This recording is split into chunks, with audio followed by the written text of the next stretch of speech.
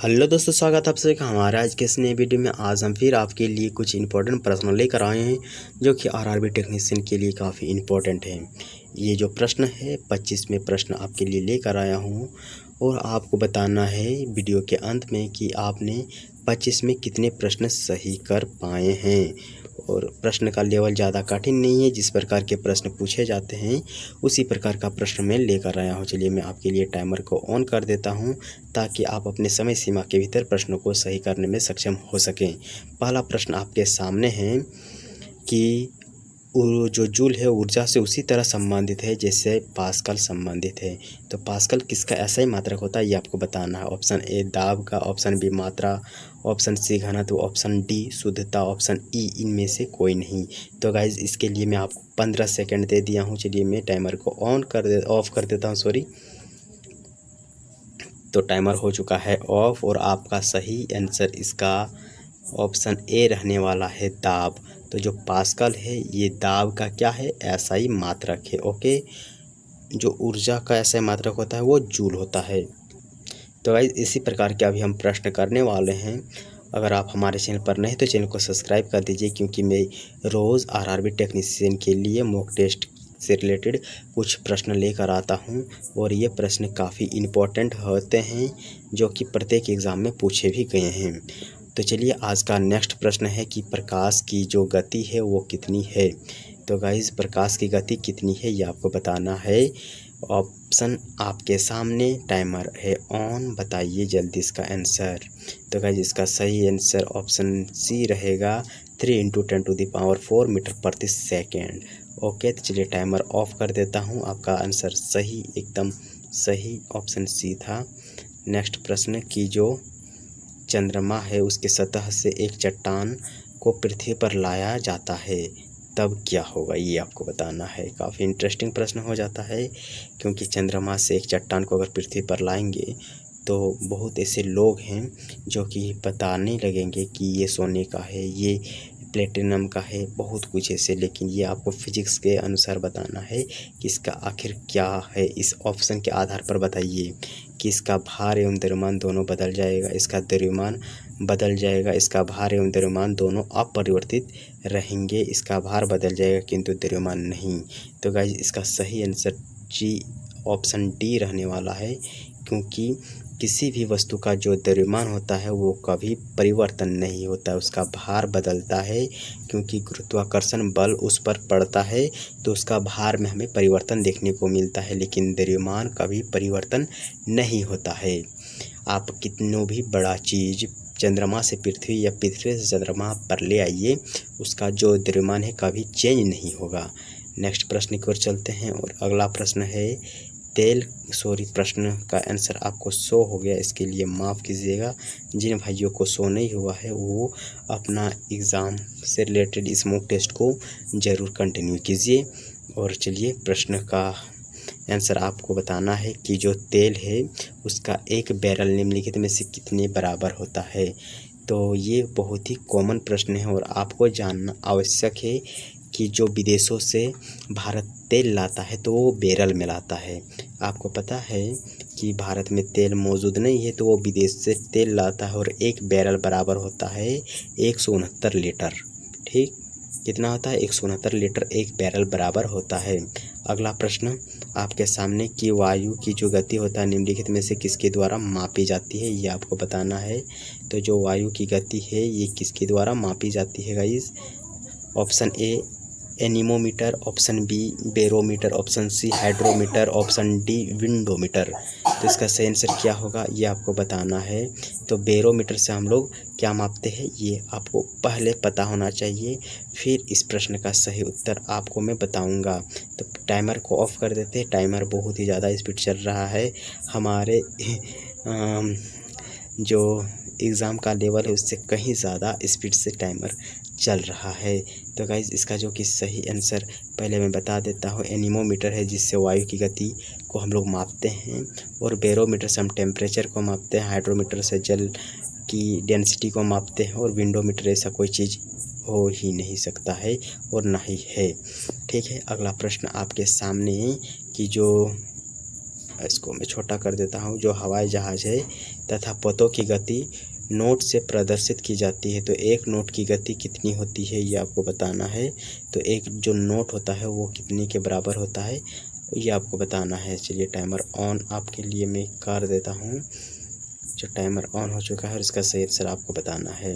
तो गाइस इसका सही आंसर क्या होगा, 5 सेकंड का समय देता हूँ। तो इसका सही आंसर अगेन ऑप्शन ए होने वाला है। नेक्स्ट प्रश्न की ओर चलते हैं। नेक्स्ट प्रश्न है, निम्नलिखित में से कौन सा युग्म सही सुमेलित नहीं है। तो ये आपको बताना है। और अगेन इसका सही आंसर क्या होगा आपको बताइए। हाइड्रो पावर शक्ति की इकाई है, डेसिबल ध्वनि की तीव्रता की इकाई है, ऑप्शन सी समुद्र के जो मील है वो दूरी की इकाई है, या फिर सेल्सियस ऊष्मा की इकाई है। 10 सेकंड आपको मैं दे दिया हूँ जो कि काफ़ी ज़्यादा है।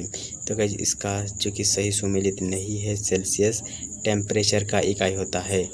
ओके, नेक्स्ट प्रश्न की ओर चलते हैं और अगला प्रश्न क्या है चलिए देख लेते हैं।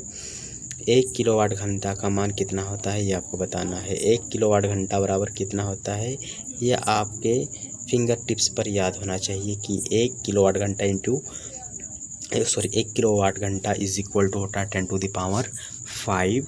ओके, नेक्स्ट प्रश्न की ओर चलते हैं और अगला प्रश्न है कि जो चुंबक की विद्युत प्रतिरोधकता है उसका इकाई क्या है ये आपको बताना है। तो गाइस जो चुंबक की विद्युत प्रतिरोधकता है उसकी इकाई ओम होता है। क्या होता है, ओम होता है। और इसको हम किस चीज़ से डिनोट करते हैं, इस प्रकार का एक साइन होता है जिससे हम ओम को क्या करते हैं, डिनोट करते हैं। अगला प्रश्न आपके सामने, एक मूल एसआई मात्रक नहीं है तो टोटल एसआई मात्रकों की संख्या कितनी है ये आपको बताना है। कैंडला जो होता है वो प्रकाश तीव्रता की इकाई होता है। कैंडला प्रकाश की तीव्रता। एम्पियर किसका होता है, एम्पियर विद्युत धारा न्यूटन बल का। और जो केल्विन होता है ये टेम्परेचर का होता है। तो मूल एसआई मात्रक नहीं है ये आपको बताना है। तो जो एम्पियर होता है ये शायद मेरे ख्याल से यहाँ पर तो सभी फ़ारेनहाइट डिग्री सेल्सियस केल्विन, तो मेरे ख्याल से यहाँ पर जो है वो यहाँ तो सभी ऑप्शन मेरे ख्याल से मूल एसआई मात्रक हैं। इसको हम टिक आउट नहीं करेंगे, यहाँ पर सभी मूल एसआई मात्रक है गाइस। अगला प्रश्न आपके सामने कि प्रकाश की जो रसायन में आंगस्टाइन इकाई है उसका मान कितना होता है ये आपको बताना है। तो गाइस इसका सही आंसर क्या होगा आपको बताना है। टाइमर चलिए ऑन कर देता हूँ। तो अगेन इसका प्रश्न आप ही को बताना है। तो टाइमर ऑफ कर देता हूँ। तो इसका सही आंसर ऑप्शन बी रहेगा।